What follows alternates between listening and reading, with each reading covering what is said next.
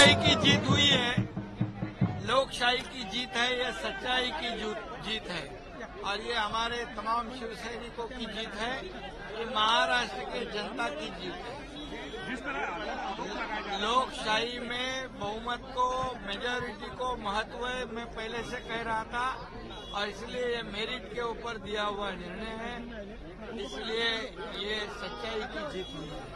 जिस तरह आरोप लगाया जा रहा था उसके बाद जो फैसला आया, दोनों पक्षों की तरफ से बराबर के जैसा फैसला आया, कोई आरोप क्या कहना चाहिए?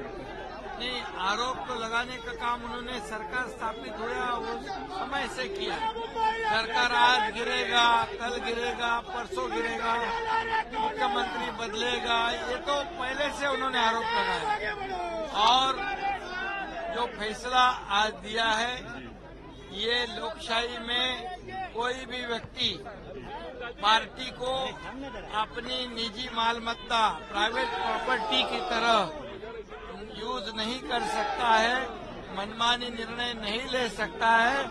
ये बहुत बड़ा झटका परिवारवाद और एकाधिकारशाही, हुकुमशाही तरीके से पार्टी चलाने वाले लोगों को दिया हुआ एक बड़ा झटका है। लोकसभा चुनाव भी है, उसको किस तरह फैसले के बाद से लोकसभा चुनाव को किस तरह देखते हैं? लोकसभा चुनाव में महाराष्ट्र में से आदरणीय मोदी जी को 45 प्लस सीटें यहां से मिलेगी।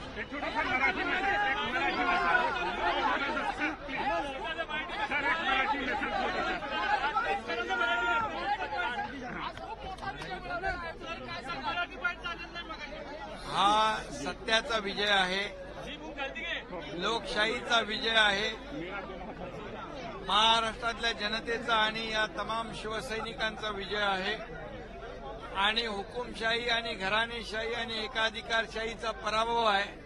कुणालाही पक्ष स्वतःची खाजगी मालमत्ता, प्रॉपर्टी समजून कुठलाही असा मनमानी निर्णय घेणाऱ्यांना एक मोठा झटका आहे आणि म्हणून आज जो निर्णय झालेला आहे हा एक माइलस्टोन ठरेल।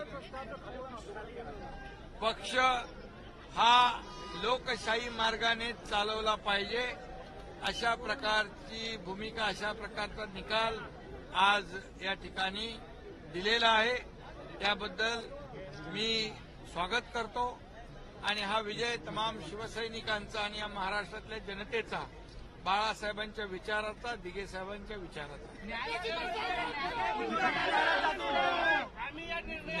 न्यायालय ते कोणालाच मानत नाहीत, ते न्यायालयाला पण मानत नाहीत, निवडणूक आयोगाला पण मानत नाहीत, ते या सर्व संस्थांपेक्षा मोठ्या स्वतःला समजतात। ते सुप्रीम कोर्टाला देखील अनेक वेळा सल्ले दिले त्यांनी, निवडणूक आयोगाला चुनाव आयोग म्हटलेला आहे, आज अध्यक्षांवर पण आरोप केलेले आहेत आणि म्हणून यांना लोकशाहीमध्ये, लोकशाही मार्गाने दिलेली एक मोठी सबक, एक चपराक आहे। न्यायालयात जायला सगळ्यांना मोकळीक आहे। मी एवढंच सांगतो की जे 2019ला या महाराष्ट्रातल्या जनतेबरोबर यांनी जो धोका केला, विश्वासघात केला, बेईमानी केली, त्याचं हे उत्तर आहे। कारण निवडणुका भारतीय जनता पक्षाबरोबर युती म्हणून लढवल्या आणि सत्तेसाठी, खुर्चीसाठी, मुख्यमंत्री पदासाठी बाळासाहेबांचे विचार विकले, सोडले आणि सत्तेच्या खुर्चीमध्ये ज्या बाळासाहेबांनी काँग्रेसला कधी जवळ केलं नाही, काँग्रेसला गाडा म्हणून सांगितलं, त्यांना डोक्यावर घेतलं, अशा लोकांना हे सडेतोड उत्तर आज मिळालेलं आहे। फक्त एवढंच आहे की आम्हाला मूळ शिवसेना, खरी शिवसेना धनुष्यबाण देण्याचं काम केलंय, पण त्याचबरोबर जे भरत गोगावले यांचं जे पिटिशन होतं ते डिसमिस केलंय। एक दबाव अध्यक्षांवर होता का, एक सगळे आरोप प्रत्यारोप याचा काय परिणाम झाला का, ते आमच्या लीगल टीम बरोबर आम्ही बोलू आणि त्यानंतर आम्ही देखील पुढचा निर्णय घेऊ।